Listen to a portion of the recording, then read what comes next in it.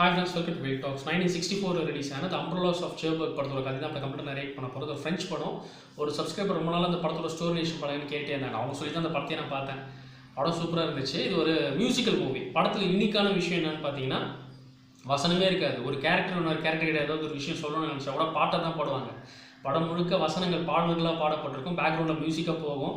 இந்த மியூசிக் ஒரு key role play பண்ணும். ஏன்னா ஒவ்வொரு கேரக்டரும் அவங்க பேசுகிற விஷயம், அவங்களுடைய தவிப்பு, அந்த உணர்வு நமக்கு மியூசிக் தான் கடத்தும். ஒரு பெரிய கனெக்டை உண்டாக்கும்.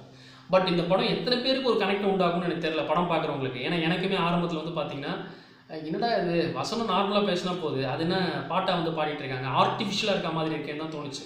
பட் ஒரு விஷயம் நான் கேரண்டீடாக சொல்லுவேன், படம் வந்து உங்களுக்கு ஒரு கனெக்ட் ஏற்படுத்தல பிடிக்கல அப்படின்னா கூட நீங்கள் முழுசாக பார்த்து முடிச்சிங்கன்னா லாஸ்ட் 5 minutes உங்களுக்கு மறக்க முடியாத ஒரு அனுபவமாக இருக்கும். உங்கள் மனசை வருடிட்டே இருக்கும். எப்படி ஒரு இயற்கை படம், இதுவும் ஒரு காதல் படம். இயற்கைன்ற படத்தில் கூட பார்த்தீங்கன்னா ஒரு பொண்ணு கேப்டன் மேலே லவ்வில் இருப்பா. அந்த கேப்டன் ஒர்க் விஷயமா கப்பலில் வந்து கிளம்பிடுவாங்க. இவ காத்து கிடப்பா, அவர் திரும்ப வருவார், நாங்கள் 2 பேரும் சேருவோம் அப்படின்னு சொல்லி. ஆனால் இன்னொரு நபர் வந்து அதுக்கப்புறம் வருவாங்க. அவர் இந்த பொண்ணு மேலே லவ்வை வந்து காமிப்பாங்க. இந்த பொண்ணுக்கும் ஒரு டைமில் வந்து அவர் மேலே இன்ட்ரெஸ்ட் க்ரியேட் ஆகும். ஆனால் திரும்ப கேப்டன் வந்துடுவார். வந்ததுக்கப்புறம் இயற்கை பாருங்கள், அந்த கேப்டனோட தான் இவன் கை கோக்கிறதா இருக்கும். இந்த நபர் தூரத்துலேருந்து அந்த மனசு அந்த வலியோட அந்த வேடிக்கை பார்க்குறதா தான் இருக்கும். ஸோ இதுதான் இயற்கை, முரணானது, ப்ரெடிக்ட் பண்ணவே முடியாது எப்போ என்ன நடக்கும்னு சொல்லிட்டு. நம்ம நினைப்போம் இதெல்லாம் நம்ம நினச்ச மாதிரி எல்லாமே நடக்கணும்னு சொல்லிட்டு, ஆனால் எப்போ என்ன நடக்குமோ அது அப்படியே தான் வந்து நடக்கும். ஸோ இது வந்து மறக்க முடியாத அனுபவமாக இருக்குல்ல அந்த இயற்கை என்ற படம். இந்த படத்தோட கிளைமேக்ஸும் அப்படி தான். படத்தோட ஹீரோயின் வந்து இன்னும் ஒரு 5 நிமிஷம் எக்ஸ்ட்ரா பேச மாட்டாங்களா, அவ்வளோதானா, சே இப்படி ஆகிடுச்சே அப்படின்ற மாதிரிலாம் நமக்கு வந்து தோணும். அவ்வளோ மெச்சூர்டாக பியூட்டிஃபுல்லாக வந்து இதனுடைய கிளைமேக்ஸை வந்து ஹேண்டில் பண்ணியிருப்பாங்க. அந்த இடத்துல ப்ளே பண்ண மியூசிக்கெல்லாம் வந்து தரமானது.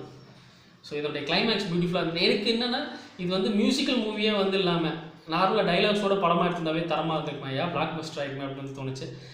என்னதான் இருந்தாலும் மியூசிக்கோட ப்ளே பண்ணும்போது இது வந்து இன்னும் ஒரு ஃப்ளேவர், இன்னும் ஒரு ஸ்டைலில் வந்து மறக்க முடியாத படமாக அமைஞ்சிருச்சு. படம் பார்த்துட்டு எங்கள் வீட்டில் கூட நான் சொன்னேன், இந்த மாதிரி ஒரு படம், இதில் பாரு வசனம் எல்லாமே வந்து பாட்டை தான் வந்து பாட்டிருக்காங்க அப்படின்னு சொல்ல, அதை நான் ப்ளே பண்ணிலாம் காமிக்கல. நானே வந்து அந்த வசனத்தை எப்படி இருக்கும் அப்படின்னு கேட்டால் பாட்டாகவே வந்து சொன்னேன். பாட்டாகவே பாடினது அது பாடணுன்னா உடனே ஓகே. அதுக்கப்புறம் நம்ம சேனலில் கூட பார்த்தோன்னா இப்போ புதுசாக யாருன்னா வந்து பார்க்குறாங்கன்னா அவங்க சப்ஸ்கிரைப் பண்ணிவிட்டு கதையை கேளுங்க அப்படின்னு வந்து சொல்கிறது. அது எப்படி சொல்கிறேன் பாரு, புதுசாக பார்க்குற வந்தவங்க சப்ஸ்கிரைப் பண்ணிவிட்டு கதையை கேளுங்க அப்படின்ற மாதிரி நான் பாட்டை வந்து பாடுவேன் அப்படின்னு சொல்ல, தயவு செஞ்சு அதெல்லாம் வந்து நீங்கள் பண்ணாதீங்க. ஏன்னா நார்மலாக சொன்னாவே சப்ஸ்கிரைப் பண்ணிட்டு வந்து கேட்பாங்க. உங்களுக்கு இருக்குது வெறும் 14,000 சப்ஸ்கிரைபர் தான்.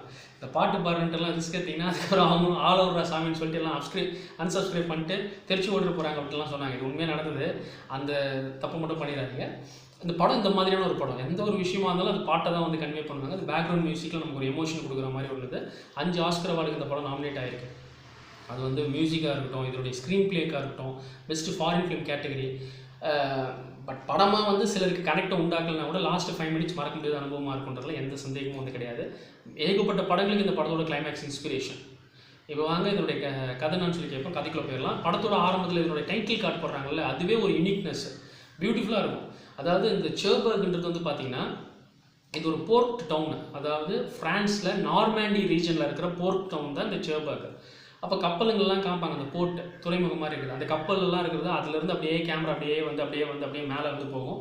கீழே வந்து ஆட்கள்லாம் நடந்து போகிற மாதிரி இருக்கும். அந்த போர்ட்டில் அந்த ஓரத்தில் நடந்து போகும்போது ஒரு மலைத்துளி வந்து ஒரு பொண்ணு மேலே வந்து விழும். மேகம்லாம் வந்து கருமேகம்லாம் கூடி ஏதோ ஒரு மலைத்துளி வந்து விழுந்துச்சு போல். என்னடா அதுன்னு மேலே பார்த்தா மழை வர மாதிரி இருக்குது, சரி நம்ம கொடையை வந்து பிடிப்போம் அப்படின்னு சொல்லி அந்த கொடையை இது பண்ணிவிட்டு அப்படியே அந்த கேரக்டர் நடந்து போகும். அதே மாதிரி கலர்ஃபுல்லாக நிறைய பேர் வந்து கொடையோடு வந்து அந்த பக்கம் போவாங்க. மழையாக பெஞ்சிட்ருக்கும். ஒரு நபர் வந்து பார்த்திங்கன்னா குழந்தைய ட்ராலியில் வச்சு அப்படியே தள்ளிட்டு போவாங்க. இப்படி தள்ளிட்டு போகும்போது இதுக்கு வழிவிட கொடையில் வந்தவங்கலாம் அப்படியே வரிசையாக நிற்பாங்க. கலர்ஃபுல்லான கொடைகளோட ஆட்கள் வந்து நிற்க, இந்த குழந்தைய தள்ளிட்டு போனதுக்கப்புறம் நம்ம மூவ் ஆகிலாம் வந்து இருக்க, அப்போ தான் டைட்டில் கார்டே போடுவாங்க, த அம்ப்ரலாஸ் ஆஃப் சேர்பர்க் அப்படின்ட்டு. பியூட்டிஃபுல்லான ஒரு டைட்டில். அந்த ப்ரொஜெக்ஷன் பாருங்கள் என்ன சூப்பராக பண்ணியிருக்காங்கன்ட்டு. அதுக்கப்புறம் இந்த படம் பார்த்திங்கன்னா 3 பார்ட்டாக வந்து பிரிப்பாங்க. பார்ட் 1, பார்ட் 2, பார்ட் 3ன்ட்டு. ஃபஸ்ட்டு பார்ட்டில் இந்த டிபார்ச்சர், பிரியுறது, மூவ் ஆகுறது, ஒரு இடத்துலேருந்து இன்னொரு இடத்துக்கு பயணம் பண்ணி போகிறதுன்ற மாதிரி வச்சுக்கோங்களேன். சரியா, இந்த டிபார்ச்சர் 1957 நடக்கிற சம்பவம், நவம்பர் மாதம். படத்தோட ஹீரோ பேர் வந்து கை ஃபவுச்சர். நம்ம கைன்னே வச்சுப்போம். இந்த பையன்.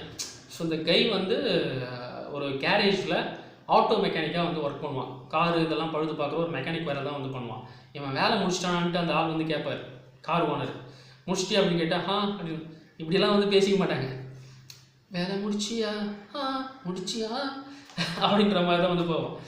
முடிச்ச உடனே அங்கே ஓனர் வந்து கேட்பார் இந்த கைக்கிட்ட, இன்னும் ஒரு எக்ஸ்ட்ராவாக ஒரு நபர் நீங்கள் சர்வீஸ் வேலை செய்ய முடியுமா அப்படின்னு வந்து கேட்பாரு. இவன் முடியாதுன்ட்டு இன்னொரு ஆள் அரேஞ்ச் பண்ண பார்ப்பான் அங்கே வேலை செய்கிறவனே. ஏன்னா நீங்கள் வந்து அறக்க பறக்க இவர் வந்து கிளம்ப பார்க்குறாரு. அவன் ஃப்ரெண்டு கூட கேட்பான் எங்கடா போகிற அப்படின்னு வந்து கேட்பான்.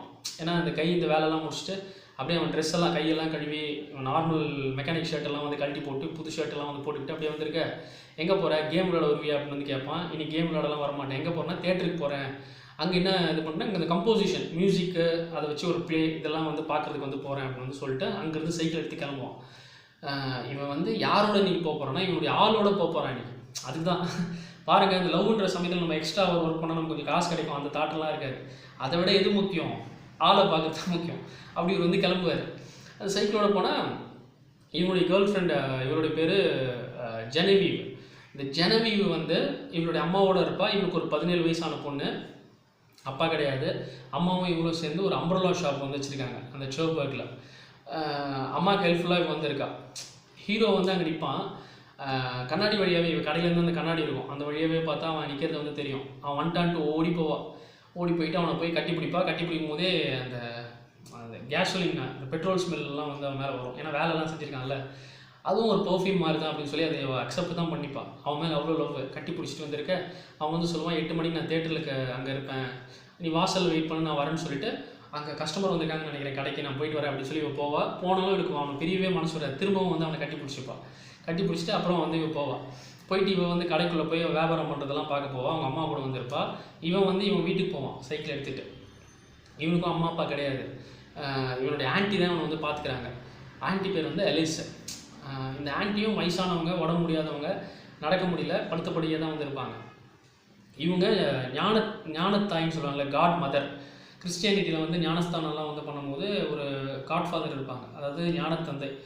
அவங்க மூலியமாக தான் ஞானஸ்தானம் வந்து ஒவ்வொரு நபர்களும் வந்து கொடுப்பாங்க. ஒரு கிறிஸ்டியனாக ஞானஸ்தானம் பண்ணதுக்கப்புறம் ஒரு வேளை அப்பா அம்மாவே இறந்துட்டா கூட இந்த ஞானத்தந்தையோ இல்லை ஞான தாயோ அவங்க தான் வந்து இவங்களை ஒழுக்கமாக கிறிஸ்டியானிட்டி வழியில் வந்து நடக்கிறதுக்கு ஒரு கைடன்ஸ் வந்து கொடுக்கணும், ஒரு மென்டார் மாதிரி.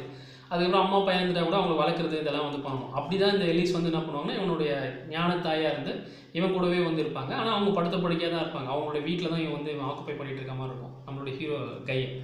ஸோ இவன் சைக்கிளெல்லாம் நிறுத்திட்டு வந்து மேலே வருவான். மேலே வந்துட்டு அப்படியே டக்குன்னு வந்து எதுவும் கிளம்புற மாதிரி இருக்கும். என்னடா பரபரப்பாக என்னடா பண்ணிகிட்டு இருக்க அப்படின்னா, உனக்கு இப்போ சொல்லியே ஆகணுமா, நான் இப்போ வெளில போகிறேன் அப்படின்னு வந்து இவன் சொல்லுவான். சொன்ன உடனே யார் உங்கள் கேர்ள் ஃப்ரெண்டோடைய அப்படின்னு வந்து கேட்பாங்க. உடனே அப்படி தான் வச்சுக்கேன் அப்படின்னு வந்து இவன் சொல்லுவான். சொன்ன உடனே அவங்க வந்து அழுகுற மாதிரி இருக்கும். என்னாச்சு, நீ தனிமையாக இருக்கிறதுனால ஃபீல் பண்ணுறிய அப்படின்னா, எனக்கு என்ன தனிமை இருக்குது, எனக்கெல்லாம் தனிமையாலாம் ஃபீல் பண்ணல. பேசுறது கூட வந்து பார்த்தா மெடலின் வந்து இருக்கா. மெடலின்றது ஒரு பொண்ணு, அவள் இந்த ஆன்ட்டியோட கேர்டேக்கர். அவள் பத்திரமா பார்த்துப்பாள். அவள் தான் இருக்கா இல்லை, நான் அதுக்கு அழுகலை. இப்போல்லாம் வந்து சந்தோஷம்னா கூட எனக்கு வந்து அழுக வர மாதிரி தான் இருக்குது அப்படின்னு வந்து இவங்க பேச, அதுக்குள்ளே அந்த மெடலின் பொண்ணே வந்துடுவாள். அவள் டல்லாக இருப்பாள். விஷயம் என்னென்னா, அந்த மெடலின் பொண்ணு கையை லவ் பண்ணுறா. இவன் ஒரு பொண்ணோட நீ வந்து வெளில சுற்ற போகிறான்ட்டு அவங்க ஆன்ட்டிக்கிட்ட பேச வந்து கேட்டா, நம்மளை லவ் பண்ண மாட்டான். ஆனால் அவன் செம்மையாக இருப்பாள். எனக்கே இந்த பொண்ணை லவ் பண்ணலாமேன்ற மாதிரி தான் தோணும். இதுவும் நல்லாயிருக்கும், அதுவும் நல்லாயிருக்கும்.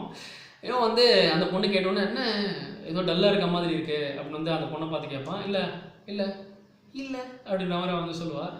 சொல்லிட்டோன்னே அதுக்கப்புறம் சரி நான் வரேன் அப்படின்னு சொல்லிட்டு இவன் கிளம்புவான். அந்த பொண்ணு வந்து இந்த ஆன்ட்டியை பார்த்துக்க போயிடும். இவர் வந்து அவர் ஆளை பார்க்க அவர் வந்து கிளம்புவார். ஏன்னா 8 மணிக்கு நம்ம தேட்டர் வாசல் வந்து மீட் பண்ணலான்னொன்னே அந்த பொண்ணு கொடுக்கணும்னு ஓடி வரும் இவனுடைய கேர்ள் ஃப்ரெண்டு ஜெனவீவ். ஸோ வந்தோடனே அவள் பார்த்தோன்னா ட்ரெஸ்ஸு புதுசாக ஒரு ட்ரெஸ் வந்து போட்டிருப்பாள். அவங்க அம்மா ஏற்கனவே வந்து வெளில நீ போகக்கூடாதுன்னு சொல்லியிருக்காங்க போல, வற்புறுத்தி தான் எப்படி வெளில வந்திருக்கா. அதுலேயும் வேறு இந்த ட்ரெஸ் எல்லாம் தச்சு கொடுக்குறவங்க அதை லேட் பண்ணிட்டாங்களாம். அங்கங்கே இன்னும் கூட ஃபினிஷிங் ஆகாமல் அங்கங்கே பின்னாக இருக்கும். நீ கை வைக்கும் போது பார்த்து வை, உன் கையை குத்திர போதுன்னு தான் வந்து சொல்லுவாள். அவன் மேலே எதுனா கை வைக்கிறது தான் இப்படியே வந்து போட்டு அந்த தேட்டரில் வந்தால் தேட்டரில் ஏன் அந்த பிளேவை வந்து பார்க்குறது, நம்ம பக்கத்தில் உட்காந்து தொட்டு பார்க்கணும்ல, அது முள் இருக்குதுன்னு நமக்கு வந்து தோணுமா என்ன. அதுதாங்க அந்த சின்ன வயசில் அந்த ஒரு ஃபயரு, அவ்வளோ மெச்சூரிட்டிலாம் கிடையாது. அது மேலே வந்து கையை வைப்பான் அப்படின்னா அவன் சிரிப்பான். அதுக்கப்புறம் கிளம்பி இவங்க போய் ஏற்கனவே சொல்லுவாள், நம்மளுக்கு டைம் இருந்தால் ஒன்றா டான்ஸ் கூட பண்ணலாம் அப்படின்னு சொல்லிட்டு கை கோத்துட்டு 2 பேரும் வந்து டான்ஸ் பண்ணுவாங்க. டான்ஸ் பண்ணிவிட்டு ஒரு மணி போல் இருக்கும், மிட் நைட்டு அப்படியே நடந்து வரும்போது இவன் வந்து சொல்லுவாள், எங்கள் அம்மாவுக்கு வந்து அப்போவே டவுட்டு, நான் வந்து இவ கூட வந்து வெளியில் தேட்டருக்கு போகிறேன்னு வந்து சொன்ன உடனே அவள் தான் வரமாட்டாளே அப்படின்னு அவங்களே அப்போவே சென்ஸ் பண்ணிட்டாங்க. எனக்கு ஒழுங்காக போய் கூட சொல்ல தெரியாது, எப்படியோ திக்கி திணறி ஏதோ வந்து சொல்லிட்டு தான் நான் இங்கே வந்தேன் அப்படின்னு அவன் வந்து சொல்லுவான், நம்ம குழந்தை பெற்றுக்கணும் அப்படின்ட்டு. நமக்கு பொண்ணு பிறந்தா ஃப்ரான்கோய்சிஸ் ஏதோ ஒரு பேர் வந்து சொல்லுவான், ஃப்ரான்சியோசிஸ் அப்படின்னு வந்து சொல்லுவானா. சொன்னோன்னா ஒருவேளை நமக்கு பையன் பிறந்தா அப்படின்னு வந்து அவன் கேட்க, மறுபடியும் அந்த பொண்ணே தான் வந்து சொல்லுவாள், இல்லை பையன்லாம் பிறக்காது, நமக்கு பொண்ணு தான் பிறக்கும். எப்படி சொல்கிறேன் அப்படின்னா, எங்கள் குடும்பத்தில் யார் கல்யாணம் பண்ணாலும் சரி அவங்களுக்கு பொண்ணு தான் பிறந்திருக்கு அப்படின்னு சொல்லிட்டு 2 பேரும் வருவாங்க. ஃப்யூச்சரில் நம்ம எப்படி வந்து இருக்கிறது, நம்ம அம்பர்லா ஷாப்பை வந்து பார்த்திக்கலாம் அப்படின்னா, அதெல்லாம் தேவையில்லை, அதை வேணால் நம்ம விற்றுடலாம் அப்படின்னு வந்து ஹீரோ வந்து சொல்லுவான். அவள் விற்றுட்டு நம்ம ஒரு கேஸ் ஸ்டேஷன் போடலாம், அந்த பெட்ரோல் பங்க் மாதிரி நம்ம வந்து வைக்கலாம். அப்போது அங்கேயும் வந்து மேலே அதுதான் பெர்ஃப்யூம்ஸ் மாதிரி இருக்கும்ல, மறுபடியும் உன்னுடைய பெட்ரோல் வாசம் தான் உடம்புல வந்து வீசும்ல அப்படின்னு சொல்லிட்டு இவங்க 2 பேர் ஜாலியாக பேசிவிட்டு, நான் அவனை வந்து பிரியவே மாட்டேன், நீ இல்லைனா எனக்கு யாரும் இல்லை அப்படின்ட்டு கையை கோத்திட்டு அப்படியே வந்து இருப்பாங்க. இருந்துட்டு அதுக்கப்புறம் இவன் கேட்பான், என்னை பற்றி அம்மா கிட்டே வந்து நீ இன்னும் சொல்லலையே அப்படின்னா, சொன்னால் என்ன நடக்கும்னு எனக்கு வந்து தெரியும் அப்படின்னு வந்து இவன் சொல்லி முடிப்பா. அதுக்குள்ளே அவங்க அம்மாவுக்கு இந்த விஷயம் வந்து தெரிஞ்சு அவங்க வந்து தாமதம்னு கத்த ஆரம்பிப்பாங்க. லைட்டாக இவன் வந்து காதில் போட்டவுடனே அந்த சீனை வந்து காமிப்பாங்க. அடுத்த நாள் என்னென்னா, எவனோ ரோட்டில் போகிறவனை வந்து நீ லவ் பண்ணுற மாதிரி இருக்கே அப்படின்னா, அவன் ரோட்டில் போகிறவனுங்கள நிறைய வாட்டி நான் அவன் வந்து பார்த்துருக்கேன், அவன் நல்ல பையன் தான் அப்படின்னு வந்து சொல்ல, அவன் என்ன வேலை செய்கிறான் அப்படின்னா, இப்போதைக்கு அவன் பெருசாக வந்து சம்பாதிக்கல, ஆனால் நாங்கள் வந்து சந்தோஷமாக தான் வாழ்வோம் அப்படின்ற மாதிரி வந்து சொல்லுவாள். உனக்கு என்ன வயசாச்சுடி, உனக்கு வெறும் 16 வயசு தானே ஆகுது அப்படின்னா, இல்லை 17 வயசு அப்படின்னு வந்து சொல்லுவாள். ஏன்னா இந்த நிறைய டைம் நம்ம கூட பார்த்தீங்கன்னா சைக்காலஜிக்கலாக சின்ன வயசில் இருக்கும்போது நம்ம வந்து அதிகமாக வயசு சொல்லுவோம், கூட இருக்கிறவங்க வந்து நம்ம வந்து கம்மி வயசுன்னு சொல்லக்கூடாது அப்படின்றதுக்காக, எனக்கு முடிவெடுக்கிற வயசு வந்துருச்சு அப்படின்ட்டு. ஆனால் வயசானதுக்கப்புறம் இப்போ நம்ம யாரா கேட்டால் நம்ம வந்து என்ன சொல்லுவோம், 24 வயசு ஆகுங்க, 25 வயசு ஆகுன்ற மாதிரி எல்லாரும் அந்த வயசானதுக்கெல்லாம் அப்படி தான் வந்து ஏமாற்றிட்டு இருக்கு. ஸோ அப்படி ஒரு சைக்காலஜிக்கலாக வந்து அவங்க அம்மா கிட்ட வந்து வாதமாக எடுப்பாள். அதுவும் சின்ன வயசு தான், அவனுக்கு என்ன வயசு அப்படின்னா, அவனுக்கு வந்து 20 வயசு ஆகுது அப்படின்ட்டு அவள் சொல்லுவாள். அப்புறம் ஃப்ரான்ஸில் வந்து பார்த்தீங்கன்னா அப்போ ஒரு இது இருந்துச்சு, ஒரு வழக்கம். யாராக இருந்தாலும் சரி யங்ஸ்டர்ஸ் அந்த 18 வயசுலேருந்து 23, 24 வயசுக்குள்ளே அவங்க மிலிட்ரியில் சர்வீஸ் பண்ணணும். ஸோ 20 வயசு ஆயிடுச்சு, அவன் மிலிட்ரியில் சர்வீஸ் பண்ணிட்டு இப்போ இருக்கானா அப்படின்னு வந்து கேட்டால் இல்லை அப்படின்ற மாதிரி வந்து சொல்லுவாள். அப்போது ரிஸ்க் தான் அப்படின்னு அவங்க சொல்லுவாங்க. ஏன்னா மிலிட்ரியில் அவங்க வந்து சர்வீஸ் பண்ணணும் போது அங்கே போயிட்டு உயிரோட வரலாம், வராமல் போகலாம், இல்லை கை கால் வந்து எதுனா முடிஞ்சிடலாம், இந்த மாதிரி நிறைய ரிஸ்க் இருக்குது. அப்போது அப்படிலாம் வந்து இவங்க சொல்ல, அதெல்லாம் ஒன்றும் இல்லை, எனக்கு அவனை தான் பிடிச்சிருக்கு, நேற்று கூட பார்த்தேன்னா நான் வந்து அவங்க கூட தான் நைட்டு சுற்றிட்டு வந்தேன் அப்படின்னு சொல்ல, அடிப்பாவி என்கிட்ட பொய்யெல்லாம் சொல்ல ஆரம்பிச்சிட்டியா அப்படின்னு இவங்க சீரியஸாக பேச, அப்போது ஒரு ஆள் வந்து வேணுட்டி அவங்க கடையில் கதவை திறந்துட்டு, இது வந்து பெயிண்ட் ஷாப்பா அப்படின்னு கேட்பான். அது பக்கத்தில் இருக்குது, போ எப்போ அது எங்களை விலைக்கு விட்டு தான் வந்து கேட்பி அப்படின்ற மாதிரி ஒரு ஜோக் இருக்கலாம் அந்த மாதிரி அப்படின்னா அவனும் வந்து கிளம்பிடுவான். இவங்க 2 பேர் இதெல்லாம் பேசிகிட்டு இருப்பாங்க. பேசிவிட்டு சரி எது எப்படியும் நீ கிளம்பு அப்படின்னு சொல்லி இவங்க வந்து அவங்க அந்த பொண்ணை வந்து அனுப்ப பார்ப்பாங்க. அந்த டைமில் ஒரு போஸ்ட் ஆள் என்ன பண்ணுவான், ஒரு மெயில் எடுத்துகிட்டு வந்து கொடுப்பான், அதோ ஒரு லெட்டர். என்ன கொடுப்பான்னா, இவங்களுக்கு வந்து ஏற்கனவே 80,000 ஃப்ரான்ஸ் வந்து கடன் வாங்கியிருக்காங்க, அது 15ஆம் தேதிக்குள்ளே வந்து செலுத்தணும். அது செலுத்தினா இவங்களுடைய சொத்து ப்ராப்பர்ட்டிஸ் எல்லாமே வந்து முடக்கப்படும் அப்படின்ற மாதிரி வந்து இருக்கும். இப்போ என்ன பண்ணுறதுன்னு தெரியலடி அப்படின்னு வந்து அவங்க அம்மா ஃபீல் பண்ண, இவன் வந்து சொல்லுவாள், நீ கவலையப்படாத, இது நம்ம சொத்தெல்லாம் போனால் கூட போதும், நான் வந்து எதனா ஒரு வேலைக்கு போகிறேன். என்ன வேலைக்கு நீ வந்து போவேன், போஸ்ட் ஆஃபீஸில் எதனா வேலைக்கு போகிறேன், இல்லை வந்து எதனா சிட்டி ஹாலில் வந்து நான் வேலை செய்கிறேன். ஏன் என் லவ்வர் இவன் கை கூட பார்த்தோன்னா அவனை கல்யாணம் பண்ணிக்கிட்டா அவனும் சேர்ந்து சம்பாதிப்பான், 2 பேரும் ஒன்று நாங்கள் நல்லா பார்த்துப்போம் அப்படின்னு வந்து சொல்ல, எப்போ என்ன பேசணும்னு வந்து தெரியலையா, நீங்கள் கல்யாணம் பண்ணாதீங்க, இப்போ உடனே நான் வந்து இவ்வளோ பணம் தேவை, என்ன பண்ணுறதுன்னு தெரியல அப்படிங்கும்போது, இந்த கடையை வேணால் விற்றுடலாமா அப்படின்னு வந்து அவங்க அந்த பொண்ணு வந்து சொல்லுவாள். கடையை விற்றுட்டு சோத்துக்கு என்ன பண்ணுறது அப்படின்னு வந்து அவங்க அம்மா கேட்பாங்க. நகையை கொடுத்துரு.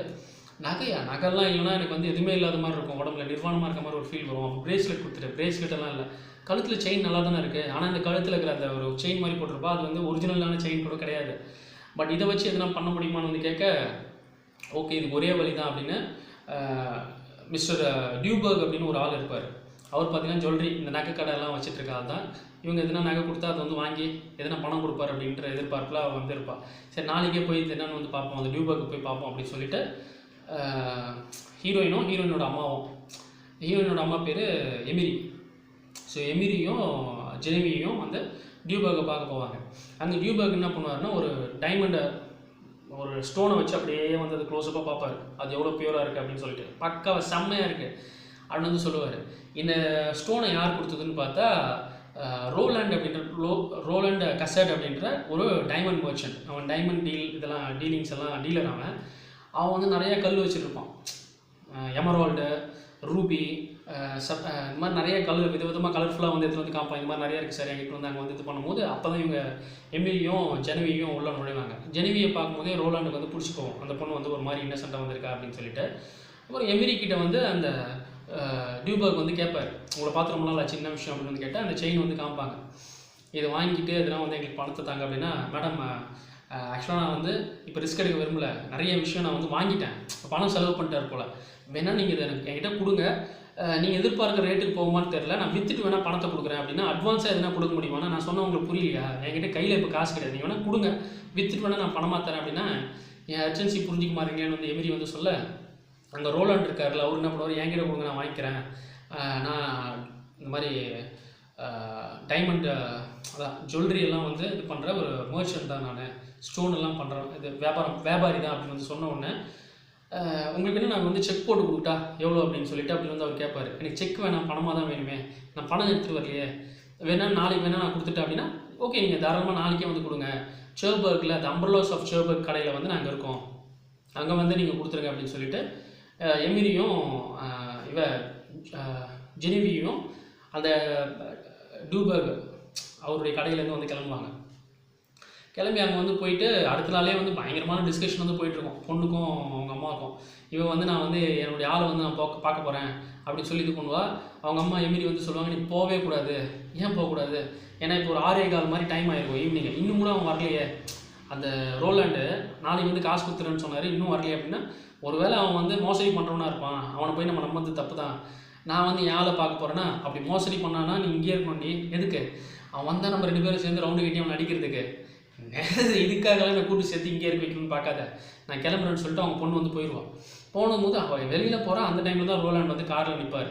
நின்று அவள் போகிறத பார்த்துட்டு அப்புறம் உள்ள நுழைவார். நுழைஞ்ச உடனே எங்கே ஜெனிவியை காணோம் அப்படின்னு வந்து கேட்டால், இல்லை எங்களுக்குள்ளேயே ஒரு பயம், நீங்கள் வருவீங்களோ வரமாட்டீங்களோன்னு சொல்லிட்டு. அண்ட் இந்த கடை வந்து பார்த்தீங்கன்னா அமோகமாக வியாபாரம் ஆகிற கடைலாம் கிடையாது, கொஞ்சம் மந்தமாக தான் போகும். என் பொண்ணை வந்து என்கேஜாக வச்சுக்கணும்ல, அவள் இங்கேயே இருந்தால் டிப்ரெஸ்டாக இருப்பா, தான் சும்மா வெளில போகிறோன்னு வந்து போயிருக்கா அப்படின்னு சொல்ல, அவர் உடனே என்ன பண்ணுவார்னா, சரி இந்தாங்க பணம் தாங்கன்னு வந்து கரெக்டாக பணத்தை வந்து கொடுத்துருவார். கொடுத்தோன்னா அவனுக்கு ரொம்ப ஹாப்பியாக இருக்கும். நீங்கள் நாளைக்கு வாங்கலை, டின்னருக்கு வாங்கலை, என் பொண்ணு சந்தோஷப்படுவா, அவளும் இங்கே இருப்பா அப்படின்னு வந்து கேட்க, இல்லை நான் வந்து ஊருக்கு கிளம்புறேன், இப்போ பாரிஸ் போயிட்டு அப்புறம் லண்டன் போகிற மாதிரி இருக்கும், திரும்ப எப்போனா இந்த இடத்துக்கு வந்தால் அப்போ டின்னருக்கு வேணும் நான் வரேன் அப்படின்னு சொல்லிட்டு அவர் வந்து கிளம்பிடுவார். கிளம்பினோடனே இவங்களுக்கு பணமும் வந்து கிடச்சிச்சு எமிரிக்கு. ஜனவரி என்ன பண்ணுவான், இங்கேருந்து கையை ஒர்க் பண்ணுறான் இல்லையா, அது கேரேஜுக்கு போவான். அவன் வேலையெல்லாம் முடிச்சுட்டு அந்த மெக்கானிக் ஒர்க்கெல்லாம் முடிச்சுட்டு வெளில வந்து அவனை கட்டி பிடிச்சிட்டு, என்னால் உன்னை பார்க்காம இருக்க முடியல, எங்கள் அம்மா வந்து உன்னை பார்க்கவே வந்து அலோவ் பண்ணுறது கிடையாது, எனக்கு என்ன தோணுதுன்னா எங்கள் அம்மா கூட இல்லாமல் இருந்துடலாம், ஆனால் பட் நீ இல்லாமல் இருக்க முடியுமான்னு தோணல, நம்ம சீக்கிரட்டாக கல்யாணம் பண்ணிக்கலாமான்ற அளவுக்கு கேட்பான். கேட்டவுடனே அவன் முடியாதுன்னு சொல்லுவான். என்ன அப்படி வந்து சொல்கிற அப்படின்னா, இன்றைக்கி காலையில் தான் எனக்கு வந்து இந்த மாதிரி இன்ஃபர்மேஷன் வந்தது, என்னென்னா கைக்கு வந்து இப்போது அவங்க ஃப்ரான்ஸ் கவர்மெண்ட் வந்து கூப்பிட்ருக்கு, ஆர்மியில் வந்து நீ சர்வீஸ் பண்ண அப்படின்னு சொல்லி. அல்ஜீரியாவில் வந்து இப்போ வந்து சண்டை நடக்குது போல், வார் நடக்குதான். அந்த வாருக்கு வந்து இவன் போய் பார்ட்டிசிபேட் பண்ணணும், குறைஞ்சது 2 வருஷம் கிட்டே இருக்கிற மாதிரி இருக்குன்னு நினைக்கிறேன். பட் அந்த சண்டை எப்போ முடியும்னு தெரில, நான் எப்போ ரிட்டர்ன் வருவேன்னு தெரில, அது வரைக்கும் நீ வெயிட் பண்ணு, நான் கண்டிப்பாக கல்யாணம் பண்ணிப்பேன் அப்படின்னு வந்து இவன் சொல்ல, அதெல்லாம் வேண்டாம், நீ வேணா எங்கன்னா போய் மறைச்சிக்கோ, நான் வேணா கூட உன்னை பத்திரமா மறைச்சி வச்சுக்கிறேன், அவங்க கவர்மெண்ட்டுக்கு தெரியாமல், நீ இங்கேருந்து என்னை விட்டு போகாது அப்படின்னு கேட்டால், இது எப்படி போகாமல் இருக்க முடியாது அப்படின்னு சொல்லிட்டு இவங்க 2 பேரும் என்ன பண்ணுவாங்கன்னா, அப்படியே போய் ஒரு கஃபேலெலாம் வந்து இவங்க வந்து சாப்பிடுவாங்க. சாப்பிடும் போது இதேட்டதாக தான் இருக்கும், அவள் அழுதுகிட்டே இருப்பாள், நீ இல்லாமல் நான் வாழ மாட்டேன், நான் செத்துருவேன் அப்படின்ற மாதிரிலாம் பேசுவாள். எனக்காக நீ ஏற்றுட்டு தான் ஆகணும், நானும் லவ் பண்ணிட்டு தான் இருக்கேன் அப்படின்னு வந்து இவன் சொல்லுவான். அதுக்கப்புறம் இவளை அவன் வீட்டுக்கே வந்து கூப்பிட்டு போவான். கூப்பிட்டு போயிட்டு அவங்க ஆன்ட்டி வந்து படுத்துட்டு இருப்பாங்க, அவங்க இவனுடைய ரூமுக்கு வந்து அவளை கூப்பிட்டு போவான். கூப்பிட்டு போனால் 2 பேருக்குள்ள கச்சா முச்சாலாம் அன்றைக்கி நைட்டு நடந்துருவான். நடந்துட்டு அதுக்கப்புறம் நைட்டு இவன் என்ன பண்ணுவாள், இவன் மட்டும் தனியாக ஜனவி வந்து அவருடைய வீட்டுக்கு வந்து போவாள். வந்தவுடனே அவங்க அம்மா வந்து கேட்பாங்க, என்ன இவ்வளோ லேட் ஆகிடுச்சு அப்படின்னு. அவன் வந்து அழுதுகிட்டே வந்து சொல்லுவாள், இந்த மாதிரி கை வந்து ஆர்மியில் வந்து கூப்பிட்ருக்காங்க, அவன் வாருக்கு வந்து போக வேண்டியதாக இருக்குது அப்படின்னு ஃபீல் பண்ணும்போது இவங்க அம்மா சொல்லுவாங்க, விடு இதுக்கெல்லாம் ஃபீல் பண்ணாத அம்மா, அவன் இல்லைனா நான் செத்துருவோம் அப்படின்னா, சினிமாவில் தாண்டி செத்துறதெல்லாம் சொல்லுவாங்க, ஆனால் கண்டிப்பாக நிஜத்தில் சாக மாட்டாங்க, காலப்போக்கில் நீயே மறந்துடுவேன் அப்படின்னு சொல்லும்போது, அதெல்லாம் என்னால் வந்து முடியாது, இல்லை உனக்கு என்ன இப்போ வயசாகிடுச்சு, நீ சின்ன வயசு தானே, நீ வெளியில் போனால் கூட 4 பேர்கிட்ட வந்து பழகலாம், அதெல்லாம் உனக்கு அந்த ஞாபகம்லாம் வந்து விட்டு போயிடும் அப்படிங்கும்போது அவன் வந்து கோச்சிக்கு போய் படுத்துப்பான். அட்லீஸ்ட் முத்தமாவது கொடுறி அப்படின்னு சொல்லிட்டு அவங்க அம்மா முத்தம்லாம் கொடுப்பாங்க. அடுத்த நாளே என்ன பண்ணுவான்னா, அவளுடைய இவன் கை இருக்கான்ல, அவங்களுடைய வீட்டு வாசல்லே வெளில நின்றுட்டு இருப்பான்.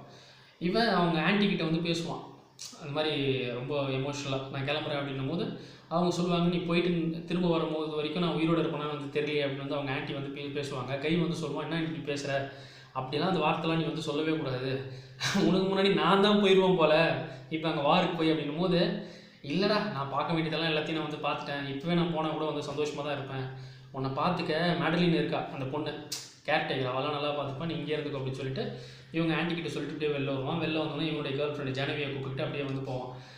போகும்போதெல்லாம் இவன் வந்து ஃபீல் பண்ணிகிட்டே இருப்பா. ரயில்வே ஸ்டேஷன் பக்கத்துலேயும் வந்து அங்கே வெயிட்டிங் இதுலேயும் வந்து அவள் வந்து கையை பிடிச்சிப்பா, அப்படியே முத்தம் கொடுப்பா, கட்டி பிடிச்சிப்பா, என்னை விட்டு போகாத வந்து கெஞ்சுவா. ஆனால் வேறு வழி இல்லாமல் இவன் ட்ரெயின் ஏறுற மாதிரி இருக்கும், அங்கேருந்து பாய் சொல்லுவான், அப்படியே வந்து கிளம்பிடுவான். ஸோ இதெல்லாம் வந்து நவம்பர் மாதம் 1957 வந்து நடக்குது. டிபார்ச்சர், கிளம்பிட்டான், புறப்பட்டான். அடுத்தது பார்ட் 2.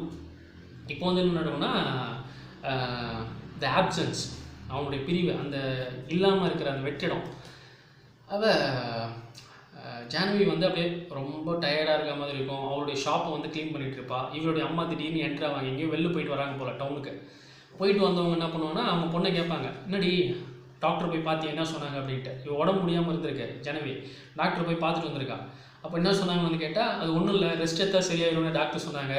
எது இவ்வளோ தான் சொன்னாங்க, இது என்கிட்ட கேட்டாவே நானே சொல்லிருப்பேனே, இது ஒரு பிரமாதமா, ரெஸ்ட் எடுத்தால் சரியாயிரும்னு எல்லாருக்குமே தெரியுமே. இல்லை அவங்க கொஞ்சம் டேப்லெட்ஸும் வந்து கொடுத்தாங்க. ஓ அப்போனா ஓகே அப்படின்ட்டு அவங்க அம்மா கிட்ட சொல்ல, அப்புறம் இவங்க அம்மா என்ன சொல்லுவாங்கன்னா, நான் டவுனுக்கு போகும்போது ரோலண்டை பார்த்தேன், அந்த டைமண்ட் மர்ச்சன்ட் இருக்கான்ல, அவனை வந்து இவங்க பார்த்துருக்காங்க போல். என்ன கதை, நாங்கள் ஆயிரக்கணக்கான கதைகள் வந்து அவர் சொன்னார், ரொம்ப சச் ஸ்வீட் பர்சன் அவர் டின்னருக்கு வராரா அப்படின்ற மாதிரி வந்து பேசுவாங்க.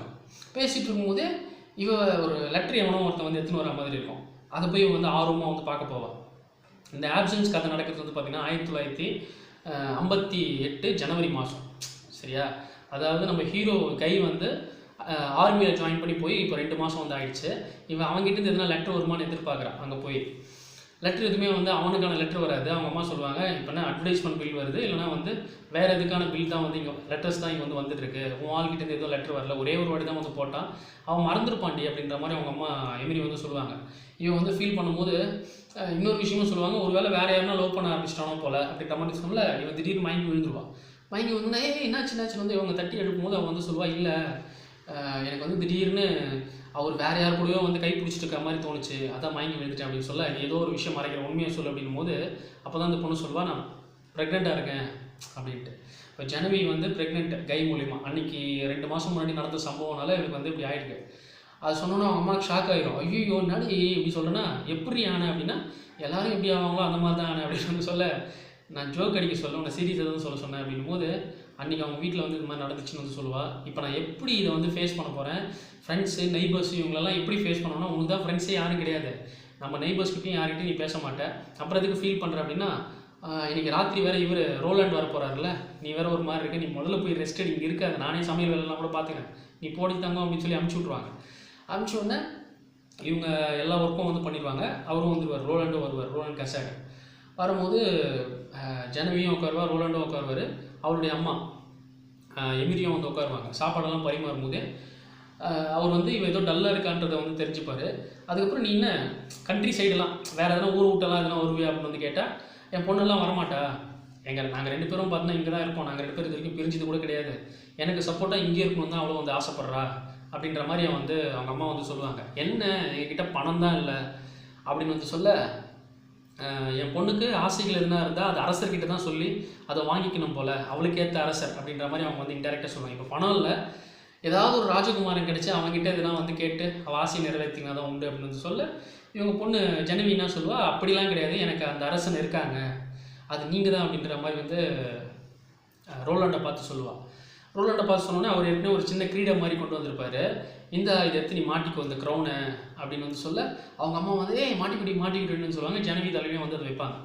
வச்சோடனே இவனுடைய பார்வைக்கு அவங்க ரொம்ப அழகாக இருக்கும். அந்த ஜனவி பொண்ணை பார்த்தா அந்த மேரி இருக்காங்க இல்லையா, ப்ரெக்னெண்ட்டாக, அதாவது குழந்தை இயேசுவை வந்து வச்சுட்டு இருக்க மேரி, அதை பார்க்குற மாதிரியே அந்த போர்ட்ரேட் அந்த பிக்சரில் பார்க்குற மாதிரியே இருக்குது அப்படின்ற மாதிரி வந்து சொல்லுவான். சொன்னோடனே சரி ஓகே இவன் சாப்பிட்டு அங்கேருந்து கிளம்ப பார்ப்பா, சரி நானும் போகிறேன் அப்படின்ற மாதிரி இவனும் வந்து ரெடியாக பார்ப்பான். ஜனவி வந்து கிளம்பிடுவான். ரோலண்ட் வந்து அவன் கிளம்புறதுக்கு முன்னாடி எமிரிக்கிட்ட தனியாக சில விஷயம் வந்து சொல்லணும்னு பார்ப்பார். இது எப்படி நான் சொல்கிறதுன்னு வந்து தெரில, ஆனால் இது வந்து நான் சொல்லணும்னு தோணுது, இதை மறைச்சிட்டே இருக்கு எனக்கு தெரில அப்படின்னு சொல்லிட்டு என்ன சொல்லுவார்னா, நான் ஒரு பொண்ணை வந்து லவ் பண்ணேன், ஆக்சுவலாக உங்கள் பொண்ணு நான் வந்து எப்படி கைப்பிடிக்கணும்னு வந்து நினைக்கிறேன், கல்யாணம் பண்ணிக்கணும்னு நினைக்கிறேன்னு வந்து சொல்லுவார் ஜெனவியை. இவங்களுக்கு ஷாக்கிங்காக இருக்கும், உங்களை பற்றி எதுவுமே எங்களுக்கு தெரியாது, என் பொண்ணு கூட உங்ககிட்ட வந்து ஒரு ஃப்ரெண்ட்லியாக தான் வந்து உரிமை எடுத்துகிட்டு பேசினா அதுக்குள்ளே நீங்கள் லவ்ன்ற மாதிரி பேசுனீங்கன்னு வந்து சொல்ல, அதுக்கு ரோலண்ட் வந்து சொல்லுவார், நான் ஒரு பொண்ணை லவ் பண்ணேன், அந்த பொண்ணு வந்து என்னை வேணான்னு வந்து விலகிட்டா, ஸோ நான் வாழ்க்கையை வெறுத்துட்டு ஃப்ரான்ஸை விட்டு வெளியில் வந்து போனேன், இந்த உலகத்துடைய மூளைக்கே வந்து போனேன், அதுக்கப்புறம் திரும்ப ஒரு வாட்டி இங்கே வியாபார விஷயமா வரும்போது உங்கள் பொண்ணையும் உங்களையும் வந்து நான் பார்த்தேன், உங்களை பொண்ணை பார்த்தோன்னே நான் வந்து டிசைட் பண்ணிட்டேன், இவளுக்காக தான் நம்ம காத்துக்கிட்டு இருக்கிறோம், இவ தான் நமக்கானவ அப்படின்ற மாதிரி எனக்கு ஒரு ஃபீல் க்ரியேட் ஆச்சு, அதுதான் உங்ககிட்ட நான் வந்து இப்போ சொல்லணும்னு நினைக்கிறேன் அப்படின்னு வந்து சொல்ல, அவங்க வந்து என்ன என்ன சொல்கிறதுனே எனக்கு தெரியல அப்படின்னு வந்து, நீங்கள் எதுவும் சொல்ல தேவையில்லை, இந்த விஷயத்த உங்கள் பொண்ணுக்கிட்ட சொல்லி அவள் என்ன சொல்கிறான்னு கேட்டு சொல்லுங்கள் அப்படின்னும் போது, சரி ஓகே அப்படின்ற மாதிரி வந்து அவங்க சொல்லுவாங்க எமிலி. அப்புறம் நான் வந்து இப்போது ஆம்ஸ்டர்டாம் வந்து போகிறேன், 3 மாதம் இங்கே வரமாட்டேன், உங்கள் பொண்ணுக்கிட்ட கேட்டு வைங்க, நான் அப்புறம் அதை தெரிஞ்சுக்கிறேன் அப்படின்னு சொல்லிட்டு ரோலண்ட் வந்து அங்கேருந்து கிளம்பிடுவார். இந்த விஷயத்தை நீ கேட்டியா அப்படின்ட்டு எமிலி அவங்க பொண்ணுக்கிட்ட வந்து கேட்பாங்க, ஜெனவி கிட்ட. அவள் கேட்டுட்டு தான் வந்து படுக்கும்போது அவர் பேசுறது கேட்டேன், இப்போ நீ என்ன டிசைட் பண்ணியிருக்க அப்படின்னு வந்து கேட்டால், என்னம்மா இது வயிற்றில் வந்து குழந்தை இதெல்லாம் வந்து வச்சுருக்கேன் அப்படின்னு வந்துட்டு என்ன சொல்லுவாள். சொல்லிட்டு அதுக்கப்புறம் என்ன பண்ணுவா, இந்த லெட்டர் வந்து இவங்கிட்ட தான் வரும், இவருடைய பாய் ஃப்ரெண்ட் இருக்கான்ல கை, அவங்ககிட்டேருந்து ஒரு வாட்டி லெட்டர் வந்திருக்கும், அதை வந்து வாசிச்சு பார்ப்பான். அந்த லெட்டரில் என்னெல்லாம் போட்டிருக்குன்னா, அதாவது இது ஜான்வரி மாதம் 1958 ஜான்வரி மாதம் தான் வந்து இவள் ப்ரெக்னென்ட் ஆன இந்த டின்னர் விஷயம் வந்து நடந்தது. அதுக்கு அடுத்த மாதமே அவருடைய பாய் ஃப்ரெண்ட் கைக்கிட்ட இருந்து லெட்டர் வருது, அவனுக்கு வந்து தெரியப்படுத்தியிருப்பான் இவன் அந்த மாதிரி ப்ரெக்னெண்ட்டாக இருக்க மாதிரி விஷயத்த தான் தெரிஞ்சோன்னா அவன் வந்து ஹாப்பியாக தான் ஃபீல் பண்ணுவான். ஒரு வேளை பையன் பிறந்தா நம்ம ஃப்ரான்குயஸ் அந்த பேர் வந்து நம்ம வைக்கலாம் அப்படின்ற மாதிரி அவன் வந்து சொல்லுவான். ரொம்ப சந்தோஷமாக இருக்குது, இந்த மாதிரி சமயத்தில் நான் அவன் கூட இல்லைன்றது தான் எனக்கு வருத்தமாக இருக்குது. அதுக்கப்புறம் இன்றைக்கி வந்து நாங்கள் சண்டைக்கு போனோம், அதில் ஒரு பேட்ரோல், அதாவது ரோந்து பணியில் இருந்த ஒரு போலீஸை வந்து ஒரு அதிகாரியை வந்து பார்த்தோன்னா, அதாவது திடீர்னு வந்து தாக்குதலில் இது பண்ணாங்க, 3 பேர்கிட்ட நீங்கள் வந்து இறந்துருக்காங்க, அந்த விஷயத்தெல்லாம் இங்கே வந்து சொல்லுவான். சொல்லும் போது அதையும் வந்து பார்த்துப்பா. பட் இப்போ கையோட முகமே அவளுக்கு மறந்து போகிற மாதிரி இருக்கும். அவனுடைய ஃபோட்டோ ஒன்று வச்சுப்பா, அவன் லெட்டரை பார்ப்பா, அவனுடைய ஃபோட்டோ பார்ப்பா, இப்படி தான் அவளுக்கு அந்த ஞாபகப்படுத்திக்கிற மாதிரி இருக்குமே தவிர கையை அவள் டோட்டலாக மறந்த மாதிரி தான் இருக்கும். அண்ட் பேரலாக என்ன பண்ணுவா, கெசாட் இருக்கார்ல, ரோலாண்டு கெசாட், அவருக்கும் வந்து இவள் லெட்டர் எழுதுவாள், எப்படி இருக்கீங்க அந்த மாதிரி அவங்ககிட்டயும் வந்து ஒரு கான்டாக்ட் வச்சுக்கணுன்ற மாதிரி இருக்கும். ஸோ இப்படி வந்து போக இவளுடைய அம்மா எமிலி என்ன பண்ணுவா, இவங்க வயிற்றில் குழந்தை வேறு இப்படி வளருது இல்லையா, வயிறு வேறு பெருசாகும் ப்ரெக்னென்ட்னும் போது, அதுக்கேற்ற மாதிரி ட்ரெஸ்ஸஸ் எல்லாம் ஸ்டிச் பண்ண பார்ப்பாங்க, வெளியில் யாருக்கும் பெருசாக தெரியக்கூடாது அப்படின்ட்டு. ஆனால் இவள் வந்து ஃபீல் பண்ணி வந்து சொல்லுவாள், பாரு நான் அப்படி எவ்வளோ அசிங்கமாக இருக்கேன் அப்படின்ற மாதிரி சொல்ல, ப்ரெக்னெண்ட்டாக இருக்கும்போது தாண்டி அழகாக இருப்பாங்க அப்படின்னு அவங்க அம்மா சொல்லுவாங்க. அதுக்கப்புறம் எமிலி வந்து ஏதோ ஒரு இன்னர் ட்ரெஸ் மாதிரி ஒன்று வந்து தச்சு காமிப்பாங்க, எடுத்துகிட்டு வந்தது. அது காமிச்சோன்னே இவன் வந்து ரொம்ப சந்தோஷப்படுவாள். பட் அவங்க அம்மா எமிலி என்ன சொல்லுவாங்க, எனக்கு என்ன சந்தோஷம்னா அந்த குழந்தைக்கு அப்பா இருக்கணும், அப்பா கூட இது வளரணும், உனக்கும் ஒரு ஹஸ்பண்ட் இருந்தால் நான் இன்னும் சந்தோஷப்படுவேன், அந்த வகையில் நீ ரோலண்டை கல்யாணம் பண்ணிங்கன்னா நல்லது. ரோலண்டை எப்படிமா நான் கல்யாணம் பண்ணிக்கிறேன், நம்ம ப்ரெக்னெண்ட்டாக இருக்கிற விஷயம் அவருக்கு தெரியாது இல்லையா அப்படின்னு சொல்ல, பரவாயில்ல நம்ம எப்படியாவது வந்து தைரியத்தை வளர்த்து சொல்லிக்கலாம், அவர் நல்ல மனுஷன், பொம்பளைங்கிட்டலாம் வந்து தப்பாக பிஹேவ் பண்ணுறது வந்து கிடையாது அப்படின்னும் போது இவ்வளோ வந்து சொல்லுவாள், நான் எப்படி உயிரோடு இருக்கேன்னு எனக்கு வந்து தெரில, நான் கையை லவ் பண்ணும்போது அவன் இல்லைனா நான் உயிரோடு இருந்துருவேன்னு வந்து நினைக்கிறேன், ஆனால் இப்போ வந்து உயிரோடு இருக்க மாட்டேன்னு வந்து நினச்சேன், ஆனால் இப்போ வந்து நான் வாழ்ந்துட்டுருக்கேன், எப்படின்னு தெரியல, அவன் முகமே கூட எனக்கு மறந்துடுச்சு, எப்பயாச்சும் அவன் ஃபோட்டோ எடுத்து பார்த்தா மட்டும்தான் அவன் ஞாபகம் வந்து எனக்கு வருது, என்ன பண்ணுறதுன்னு தெரியாமல் நான் ஒரு குழப்பத்தில் இருக்கேன் அப்படின்னும் போது, நீ அவரே கல்யாணம் பண்ணிக்க ரோலாண்டை, அதுதான் நமக்கும் நல்லது, ஃப்யூச்சருக்கும் நல்லது, நீ ஃப்யூச்சரை மனசில் வச்சு முடிவெடுப்பேன்னு நான் நினைக்கிறேன் அப்படின்னு வந்து சொல்ல, இவன் வந்து சம்மதம் தெரிவிச்சுவான். இவன் சம்மதம் தெரிவிச்சுட்டு அதுக்கப்புறம் பார்த்தீங்கன்னா அந்த மே மாதம் வரைக்கும் வரும், அந்த டைமில் இவரும் ரிட்டர்ன் வருவார், ஜனவரி மார்ச் அந்த ஏப்ரல் அந்த டைமில் வந்து ரோலாண்ட் வந்து ரிட்டர்ன் வந்துடுவான். வந்தவொடனே ஒரு ப்ரெக்னெண்ட்டாக இருக்கிற விஷயம் தெரிஞ்சு, இந்த குழந்தைய என் குழந்தையாக வந்து நான் வளர்ப்பேன், எனக்கு இதெல்லாம் பிரச்சனை இல்லை, நீ என் கை பிடிச்சா வந்து போதும் அப்படின்னு சொல்லிட்டு இவங்க 2 பேரும் என்ன பண்ணுவாங்கன்னா, ஒரு சர்ச்சில் வந்து கல்யாணம் பண்ணிக்கிட்டு அப்படியே வெளில வருவாங்க. காரில் இவர் வந்து கூப்பிட்டு போவார். இவர் காரில் கூப்பிட்டு போகிறத மேட்லின் பார்த்துருப்பான். அதாவது நம்ம கை இருக்கான்ல ஹீரோவோட ஆன்ட்டியை வந்து பார்த்துக்கிறாள், ஒரு கேரக்டர், அந்த பொண்ணு அழகாக இருக்கும்னு சொன்னேன். அவள் வந்து பாப்பா, அவள் மனசு கஷ்டமாக இருக்கும், நம்ம ஆள் லவ் பண்ணுற பொண்ணு அந்த பொண்ணு இன்னொருத்தனை கல்யாணம் பண்ணி போயிடுச்சு அப்படின்னு வந்து அவள் நினச்சிப்பாள். இந்த விஷயத்த அவளுடைய ஆன்ட்டிக்கிட்ட வந்து சொல்லுவாள். அந்த எலிஸ் ஆன்ட்டி இருக்காங்கள்ல, அதாவது கையோட ஆன்ட்டி, அந்த விஷயத்த சொல்லியிருப்பா. அதோடு அந்த சம்பவம் வந்து முடியும். இப்போ வந்து லாஸ்ட் பார்ட் வந்து த ரிட்டர்ன். நம்ம ஹீரோ கை வந்து பார்த்திங்கன்னா 1959 வருஷம் ரிட்டர்ன் ஆவான். ஜூன் மந்த் வந்து அவன் ரிட்டர்ன் ஆவான், அதாவது மிலிட்ரியிலேருந்து வந்தவொன்னே அவங்க ஆன்ட்டியோட கையை பிடிச்சிட்டு வந்து பேசுவான். அவனுக்கு ஷாக்கிங்காக இருக்கும், இந்த பொண்ணு இப்படி வந்து கல்யாணம் பண்ணிட்டு போயிடுச்சு அப்படின்றது வந்து தெரிஞ்சுக்கிட்டு. இது ஏன் நீங்கள் என்கிட்ட வந்து சொல்லலை அப்படின்னா, ஆன்ட்டி சொல்லுவாங்க, எனக்கு ஏற்கனவே மேட்லின் வந்து சொன்னேன், ஆனால் அந்த விஷயத்தை உங்ககிட்ட சொல்லி உன்னை வந்து கஷ்டப்படுத்த வேணான்னு தான் நாங்கள் வந்து சொல்லாமல் இருந்தோம் அப்படின்னு வந்து சொல்ல, பட் அவங்ககிட்ட குழந்தெல்லாம் இருந்துச்சு. அது என்ன ஆச்சுன்னா, அந்த கதைலாம் எனக்கு வந்து தெரியாதுப்பா அப்படின்ட்டு அவங்க ஆன்ட்டி வந்து சொல்லுவாங்க. கல்யாணம் பண்ணிட்டு போயிட்டா. இப்போ வந்து இந்த சோபர்க்லேயே வந்து கிடையாது, அவள் பாரிஸில் இருக்கிறதா நாங்கள் வந்து கேள்விப்பட்டோம். கல்யாணத்துக்கு அப்புறம் அவங்க அம்மா வந்து 2 மாதம் கிட்ட இங்கே வந்து இருந்தாங்க. அதுக்கப்புறம் அவங்களும் அந்த கடையை விற்றுட்டு, ஏன்னா இவன் ரிட்டர்ன் வந்த உடனே அவங்க கடையை தான் வந்து போய் பார்க்க போவான். அந்த கடையை நியூ ஓனர் வந்து போட்டிருப்பாங்க. அந்த கடையை விற்றுட்டாங்கன்றது அது அவங்க ஆன்ட்டி வேறு அதை உறுதிப்படுத்துவாங்க. அந்த கடையை வேறு அவங்க அம்மா விற்றுட்டாங்க, இப்போ எல்லாம் பாரிஸில் தான் இருக்காங்கன்றது மட்டும் நான் கேள்விப்பட்டேன் அப்படிங்கும்போது இவங்க வந்து ஃபீல் பண்ணுவான். அவங்க ஆன்ட்டி என்ன சொல்லுவாங்கன்னா, அடுத்து நீ என்ன பண்ண போகிற, நீ வந்து இது திரும்பவும் போய் அந்த கேரேஜ்லேயே வந்து ஒர்க் பண்ண பாரு, அங்கே இருக்கிற ஓனர்கிட்ட நான் வந்து பேசிட்டேன், உனக்கு அது பிடிச்ச விஷயம் தானே, எப்போ வேணாலும் நீ போனால் அவங்க சேர்த்துப்பாங்க அப்படின்னு வந்து சொல்ல, இப்போதைக்கு எனக்கு எந்த ஐடியாவும் இல்லை, அதுக்கெல்லாம் சேர்றதுக்கு ரொம்ப டைம் இருக்குது, வாழணுன்னா என் பென்ஷன் காசை வச்சு கூட கொஞ்ச நாள் நான் வந்து ஒப்பேற்ற பார்ப்பேன், இவன் ஆர்மியில் இருந்ததுக்கு அதுக்கான காசு வந்திருக்கும் போல், அதை வச்சு நான் எதுனா பண்ண பார்க்குறேன் அப்படின்னு வந்து சொல்லுவான். அவங்க ஆன்ட்டி வந்து எனக்கு கொஞ்சம் ஹெர்பல் டீ தேவைப்படுது அப்படின்னு வந்து சொல்லுவாங்க. அது எப்படி நான் போடுவேன் அப்படின்ற மாதிரி தான் வந்து இது பண்ணுவான். அந்த ஆன்ட்டி என்ன பண்ணுவாங்கன்னா, எனக்கு வந்து கால் முடியலல்ல, நான் போய் எப்படி எடுக்குது, ஆனால் எல்லாமே ரெடிமேடாக மேட்லைன் வந்து போட்டு வச்சுருப்பா, கிச்சனில் வந்து அங்கே கிட்டிலில் இருக்கும் பருப்பு எடுத்துருவா அப்படின்னு வந்து சொல்லுவாங்க. இவன் வந்து கொஞ்சம் தாங்கி தாங்கி நடப்பான். சொல்லுவான், என் காலும் வந்து இந்த மாதிரி நான் தாங்கி நடக்கிறேன், என்னன்னு தெரியுமா உனக்கு அப்படின்மா, என்ன ஆச்சு அப்படின்னு வந்து கேட்பாங்க. அப்போ இவன் வந்து சொல்லுவான், அங்கே கையெறி குண்டெல்லாம் இருக்குல்ல, அந்த மாதிரி ஒன்று தாக்கி அவனுக்கு வந்து கால் வந்து இப்போது ப்ராப்ளம் ஆகிடுச்சு, அவன் இன்ஜுரி ஆகிடுச்சு. அதுக்கப்புறம் ஹாஸ்பிட்டலில் இருந்திருக்கான். அந்த ஹாஸ்பிட்டலில் இருந்த சமயத்தில் தான் அவனால் ஒழுங்காக அந்த பொண்ணுக்கிட்ட லெட்டர்லாம் போட முடியல, ஜானவி கிட்ட. அவகிட்டையும் ஒரு கட்டத்துக்கு அப்புறம் ப்ராப்பராக லெட்டர் வரல, அவள் லெட்டர்லேயும் வந்து ஒரு உயிரோட்டமாக இல்லைன்றதை அவன் உணர்ந்துருக்கான். அந்த விஷயம்லாம் அவங்க ஆன்ட்டி கிட்ட சொல்லி ஃபீல் பண்ணுவான். அப்புறம் டீ எல்லாம் வந்து கொடுப்பான். கொடுத்துக்கிட்டு பேசிகிட்டு இருக்க சமயத்தில் மேட்லின் வேறு வருவாள். அவளுக்கு சந்தோஷம், இவன் வந்து ரிட்டர்ன் வந்துட்டான் அப்படின்ட்டு. அவள் முகத்தில் சந்தோஷம் இருக்கும். உன்னை நான் பார்த்தது எனக்கு ரொம்ப சந்தோஷம் அப்படின்னு வந்து அவள் சொல்லுவாள். இன்னும் இவன் கல்யாணம் பண்ணிக்கலையா அப்படின்ற மாதிரி மட்டும் இவன் ஆன்ட்டி கிட்ட வந்து இவன் கேட்டு வச்சுப்பான். அதுக்கப்புறம் கை என்ன பண்ணுவான்னா, அவன் ஏற்கனவே ஒர்க் பண்ண கேரேஜில் தான் வந்து ஒர்க் பண்ணுவான். அங்கே ஒர்க் பண்ணிகிட்டு இருக்கும்போதே அந்த ஓனர்கிட்ட ஒருத்தன் வந்து கம்ப்ளைண்ட் சொல்லியிருப்பான் போல், கை வந்து சர்வீஸ் பண்ண வண்டியில் என்ஜின் ஆயில் வந்து ஒழுங்காக க்ளோஸ் பண்ணாமல் விட்டுருக்கான் போல், அது ஃபுல்லாக காலியாகி மறுபடியும் என்ஜின் வந்து சீஸ் ஆகிட்டுருக்கு. அதை வந்து அந்த ஓனர்கிட்ட சொன்னோன்னே கையை கூப்பிட்டு அவர் வந்து வார்ன் பண்ண பார்ப்பார், என்னடா நீ பண்ணியிருக்க அப்படின்னு சொல்லிட்டு. அதுக்கு அந்த ஓனர், கார் ஓனர் என்ன சொல்லுவான்னா, இந்த பிரச்சனையில் வந்து உங்களை நான் கோத்து விட்றன்ற மாதிரிலாம் நினைக்காதீங்க, உங்கள் மிஸ்டேக்கோ இல்லை யார் மிஸ்டேக்கோ எனக்கு அது பிரச்சனை இல்லை, மறுபடியும் இது சரி பண்ணி கொடுத்தா போதுங்க அப்படின்ற மாதிரி அவர் வந்து பேசுவார். ஆனால் கை என்ன சொல்லுவான், நான் எல்லாம் கரெக்டாக தான் பண்ணினேன், என்ன பண்ணேன், நான் வேலை செஞ்சேன்னா நீங்கள் வேலை செஞ்சீங்களா, எனக்கு தெரியாது அப்படின்ற மாதிரி வந்து பேச, இந்த மாதிரி பேச வேலைலாம் நீ என்கிட்ட வச்சுக்காது வந்து ஓனர் கோவப்படுவார். ஒரு வேளை நீங்கள் ஒழுங்காக மூடாமல் கூட விட்டுருக்கலாம். அப்படின் போது இந்த வேலையும் தேவையில்ல ஒன்றும் தேவையில்ல, நான் கிளம்புறேன் அப்படின்னு சொல்லிட்டு அவன் வந்து கிளம்பிடுவான். கிளம்புறேன் நில்றான்னு வந்து ஓனர் கேட்படுவார். ஆனால் அவன் வந்து கேட்காம அப்படியே வந்து கிளம்பிடுவான் வேலையை முடிச்சுக்கிட்டு. அவர் சொல்லுவார், அந்த இன்னொரு கார் ஓனர் கஸ்டமர் கிட்டே கூட சொல்லுவார் அந்த ஓனர், இவன் என்ன ஆச்சுன்னு தெரியல, அந்த ஆர்மிலேருந்து வந்ததுக்கப்புறமே ஒரு மாதிரி லூஸ் மாதிரி பண்ணிகிட்டு இருக்கான், போட்டோம் அப்படின்ற மாதிரி வந்து பேசுவார். கை அங்கேருந்து கிளம்பிடுவான். அவன் கிளம்பினோமே அந்த கஃபேலெலாம் வந்து உட்காந்து ஒயினெல்லாம் வேறு ஆர்டர் பண்ணி குடிப்பான். குடிக்கும்போது கூட அவன் கேர்ள் ஃப்ரெண்டோட ஜனவி கூட உட்காந்து ஞாபகம்லாம் அவனுக்கு வந்து வரும். அந்த எதிரில் எம்டி சேர்லாம் வந்து பார்ப்பான், இங்கே தான் நம்ம கூடலாம் உட்காந்துருக்கோன்னு தோணும். அதுக்கப்புறம் அங்கே வந்து அது சர்வ் பண்ணணுக்கும் வந்து காசு வந்து கொடுப்பான். கொடுக்கும்போது அதில் டிப்ஸ் மாதிரிலாம் பெருசாக எதுவும் இருக்காது, காசு வந்து இவ்வளோ தான் இருக்குன்ற மாதிரி வச்சுட்டு போனோன்னு அவன் வேறு வாக்குவாதம் பண்ணுவான். ஏன் இதை விட கொஞ்சம் கம்மி காசு எதுவும் தர முடியாது அப்படின்ற மாதிரி வந்து பேச, அவன் பாட்டு அந்த இடத்துல வந்து கிளம்பிடுவான். கிளம்பி அப்புறம் பாருக்கு போவான். அங்கே இவன் டல்லாக இருக்கிறத ஒரு பொண்ணு வந்து பார்த்துட்டு, நீ வேணா என் கூட வரியா அப்படின்னு வந்து கூப்பிடுவான். கூப்பிட்டுன்னு சரி நான் வரேன்னு சொல்லிட்டு அந்த பொண்ணு கூடவே போவான். அவன் பேர் வந்து ஜென்னி அப்படின்னு வந்து சொல்லுவாங்க ஆரம்பத்தில். பார் பக்கத்துலேயே ஹோட்டல் இருக்கும், அந்த பொண்ணு கூடயே வந்து நைட் ஃபுல்லாக வந்து ஸ்டே பண்ணுவான். கச்சாமுச்சா வந்து நடக்கும். அந்த பொண்ணு வந்து இவன்கிட்ட என்ன சொல்லுவான்னா, நீ வேணா என்ன ஜெனவின்னு வந்து கூப்பிடலாம், அவளுடைய பேரும் இவன் பிரேக்கப் ஆச்சுல அந்த பொண்ணோட பேரும் வந்து சேம் தான் போல். அந்த பேர் கேட்டோன்னே எனக்கு வந்து ஒரு மாதிரி இருக்கும். அவன் வந்து யோசிச்சிட்டே இருக்கும்போது அந்த பொண்ணு சொல்லுவாள், நான் வேறு யாரையும் ஞாபகப்படுத்திப்பேன் அப்படின்னு வந்து கேட்க, இல்லை அப்படின்னு சொல்லிட்டு அந்த இடத்துல இவன் கிளம்பிடுவான். கிளம்பிட்டு ஒரு மாதிரி தான் வந்து சுற்றிட்டு இருப்பான்.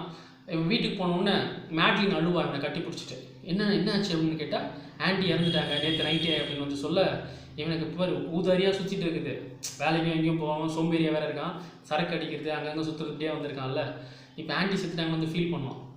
அதுக்கப்புறம் இறுதிச் சடங்கெல்லாம் முடிச்சிட்டோன்னே அவங்க ஆன்ட்டி ஏற்கனவே சொல்லிருப்பாங்க, என்னோட இதெல்லாம் உனக்கு தான்ப்பா அப்படின்ற மாதிரி வந்து சொல்லியிருப்பாங்க. சொல்லிட்டு இவன் இப்போது இந்த மேட்லின் வந்து இதுக்கப்புறம் இந்த வீட்டில் இருக்க முடியாதுல்ல, அவருடைய திங்ஸ் எல்லாம் எடுத்து போட்டு பெட்டி பொடிக்கூட வந்து அங்கேருந்து கிளம்பணும்னு வந்து பார்ப்பான். கிளம்பும்போது இவனுக்கு அவன் மேலே இப்போ ஒரு இன்ட்ரெஸ்ட் இருக்க மாதிரி இருக்கும். இது வரைக்கும் காமிக்காதது இப்போ வந்து இவன் காமிக்க பார்ப்பான்.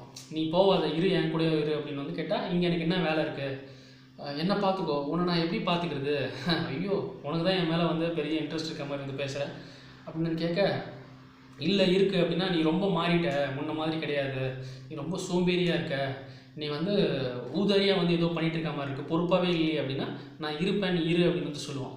சரி நீ இருப்பேன்னா நான் இருப்பேன் அப்படின்னு வந்து அவளும் வந்து இருந்துருவான். இருந்ததுக்கப்புறம் இவன் என்ன பண்ணுவான், கொஞ்சம் மாதங்கள் வந்து போவோம். ஜூன் மாதம் அந்த மாதிரி வந்து வரும். 1959 வருஷம். ஸோ இவன் வந்து